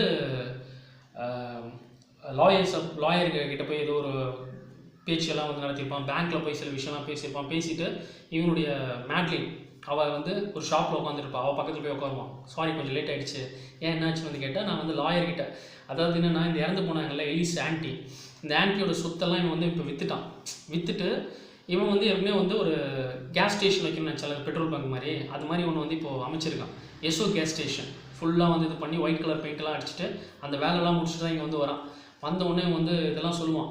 அந்த லாயர்கிட்ட வந்து பேச கொஞ்சம் நேரம் டைம் ஆகிடுச்சு அப்படிங்கும்போது அவள் ஃபீல் பண்ணி பேசுவாள். மேட்லினா என்ன சொல்லுவான்னா, இப்போது எலிஸ் ஆன்ட்டிக்குன்னு ஒன்று இந்த ஊரில் எதுவுமே இல்லையே, எல்லாமே வந்து அழிஞ்சிடுச்சுல அப்படின்னு கேட்க, நீ அப்படி அதை யோசிக்கக்கூடாது, நம்ம எந்த ஒரு விஷயம் பண்ணாலும் அதில் அந்த ஆன்ட்டியோட இது பங்கு இருக்கும் அப்படின்னு தான் நீ பார்க்கணும் அப்படின்னு வந்து சொல்லுவான். அந்த பெர்ஸ்பெக்டிவ் வந்து பார்ப்பான். அவளும் வந்து இருக்கும்போது நான் உன்னை லவ் பண்ணுறேன்னு இவன் வந்து ப்ரப்போஸ் பண்ணுவான். இவளுக்கு அழுகையாக வரும். ஏன் என்னாச்சு அப்படின்னு கேட்டால், இல்லை நீ லவ் பண்ணுறேன்னு சொல்கிறது எனக்கு சந்தோஷமாக தான் இருக்குது, ஆனால் அந்த சமயத்தில் நீ உண்மையாகவே ஜானவியை மறந்துட்டியா அப்படின்றது வந்து எனக்கு தெரியல, நீ எப்போ வேணாலும் என்னை விட்டு போயிடுவியா அப்படின்னு கேட்க, அவன் வந்து சொல்லுவான், நான் எப்பவும் உன்னை விட மாட்டேன், நான் உன்னை லவ் பண்ணுறேன் அப்படிங்கும்போது 2 பேரும் கையை பிடிச்சிப்பாங்க. அப்படி முத்தம்லாம் கொடுத்துருப்பான். அப்படியே சில வருஷங்கள் போகும். 1963 வருஷம் டிசம்பர் மாதம். இப்போ இவங்க ஃபேமிலி வந்து ரொம்ப ஹாப்பியாக இருப்பாங்க. அதாவது கையும் சரி மேட்லினும் சரி கல்யாணம் ஆகி அந்த எஸ்ஓ கேஸ் ஸ்டேஷன் வந்து ரொம்ப பிஸியாக வந்து போயிட்டுருக்க மாதிரி இருக்கும். ஆளாளுக்கு வந்து பெட்ரோல் போட்டு போவாங்க. அங்கே வந்து வேலை செய்கிறவங்களாம் வந்து இருப்பாங்க. பனி பெய்கிற காலம் வந்தது, ஏன்னா கிறிஸ்மஸ் டைம் அது இல்லை, டிசம்பர் மந்த்து. ஸோ இவன் வந்து மேட்லின் என்ன பண்ணுவாள், இவங்களுடைய எஸ்ஓ கேஸ் ஸ்டேஷனில் கிறிஸ்மஸ் ட்ரீயை வந்து சூப்பராக டெக்கரேட் பண்ணிருப்பா. கிஃப்ட்டு அதெல்லாம் வச்சு அந்த ஸ்டார்லாம் வச்சு அதெல்லாம் வந்து டெக்கரேட் பண்ணிகிட்டு இருப்பாள். 2 பேரும் வந்து பேசுவாங்க. பேசிகிட்டு இருக்கும்போது மேட்லினுடைய பார்வை வந்து, இவங்களுக்கு ஒரு பையன் வேறு பிறந்திருக்கும். அந்த பையன் வந்து அங்கே ஒரு மாதிரி குச்சியெல்லாம் வச்சு டொப்பு டொப்பு டொப்பு டொப்பு டொப்புன்னு அடிச்சிட்டு இருப்பான். அந்த குழந்தையோட பேர் ஃப்ராங்கோசிஸ் அப்படின்னு வந்து வச்சுருப்பாங்க. ஃப்ராங்கோசிஸ். இவன் ஏற்கனவே வந்து அந்த பேர் தான் நம்ம குழந்தை பிறந்தா வைக்கணும்னு வந்து ஏற்கனவே ஜானவிகிட்ட பேசினால அதே பேர் தான் அவனுடைய பையனுக்கு வந்து வச்சுருப்பான். வச்ச உடனே இவன் வந்து சொல்லுவாள், எங்கள் காதை வந்து காலி பண்ணுற போகிறடா, கொஞ்சம் சும்மா இருடா அப்படின்னு வந்து இவங்க அம்மா மேட்லின் வந்து சொல்லுவாங்க. சொல்லிவிட்டு அவங்க ஹஸ்பண்ட் கிட்ட வந்து சொல்லுவாள், கைகிட்ட, நம்ம பையன் வந்து ஸ்டோர்ஸ் எல்லாம் இருக்குல்ல, கடை, அந்த கடை ஓரமாக அப்படியே வந்து பொம்மைங்கள்லாம் வச்சு இதை பார்த்து அதை பற்றி என்கிட்ட ஒரு வாரமாக பேசியிருந்தான். நான் சும்மா ஒரு வாக்கு மாதிரி அவனை வந்து கூப்பிட்டு போகிறேன், கடையெல்லாம் மூடுறதுக்கு முன்னாடி எல்லாத்தையும் வந்து வேடிக்கை பார்ப்பான் அப்படின்ட்டு சொல்லவுடனே சரி ஓகே அப்படின்னு சொல்லுவான். உடனே மேட்லின் என்ன பண்ணுவாள், மேட்லின்னு அவன் அந்த ஃப்ராங்கோசிஸ் அவங்களுடைய பையன், அவனுக்கு வந்து ட்ரெஸ் எல்லாம் போட்டு கழுத்தில் இந்த இதெல்லாம் போட்டு, ஏன்னா பனி பெய்யுது பயங்கரமாக. குழந்தைய வந்து கூப்பிட்டு போகும்போதே அவங்க அப்பா வந்து சொல்லுவார், நீ வந்து சாண்டா கிளாஸை பார்த்தா அப்பா வந்து கேட்டேன்னு வந்து சொல்லு அப்படின்னு சொல்லுவான். அப்புறம் அந்த குழந்தைய வந்து கூட்டினு இவங்க 2 பேரும் வந்து வெளில போயிடுவாங்க. வெளில போகும்போது இவங்க போயிடுவாங்க. ஒரு கார் வந்து அங்கே நிற்கும், ஒரு காஸ்ட்லியான கார் வந்து அங்கே வந்து அவங்களுடைய பெட்ரோல் போடலான்னு வந்து நிற்கும். இவனே வந்து அதை போடலாம் அப்படின்னு உள்ளே போக பார்ப்பான். நம்ம கையை போய் அந்த கன்னை வந்து எடுத்து இப்படி வந்து பெட்ரோல் போடலான்னு வந்து பார்த்தா அது யார் இருக்கிறதுனா ஜானவி, நம்ம ஹீரோயின். அவள் கூடவே வந்து ஒரு குழந்தை இருக்கும். ஆக்சுவலாக இவனுக்கு பிறந்த குழந்தை தான் அது வந்து இருக்குமா. இவன் ஷாக் ஆகிடுவான். உடனே அவள் காரை விட்டு இறங்கி வருவாள். அந்த குழந்தைய மட்டும் உள்ளே லாக் பண்ணிட்டு கதவை டோர் ஓப்பன் பண்ணிட்டு வெளில வரும்போது இங்கே கொஞ்சம் பனியாக இருக்குது அப்படின்னா, ஸோ உள்ளே ஆஃபீஸ்க்கு வா அப்படின்னு வந்து கூப்பிடுவான். அவளும் உள்ளே வருவாள்.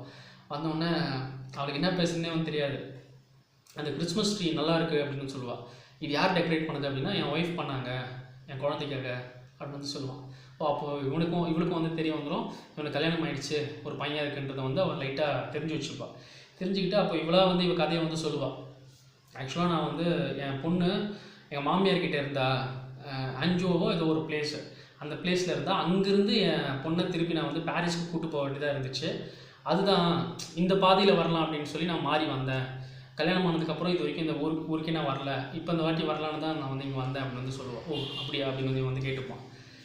கேட்டுக்கிட்டு அதுக்கப்புறம் வந்து இவன் சென்ஸ் பண்ணுவான், ஏதோ நீ டல்லாக இருக்க மாதிரி இருக்கே அப்படின்னு வந்து கேட்பான். ஏன்னா சோகம் இருக்கும் அவன் முகத்தில்.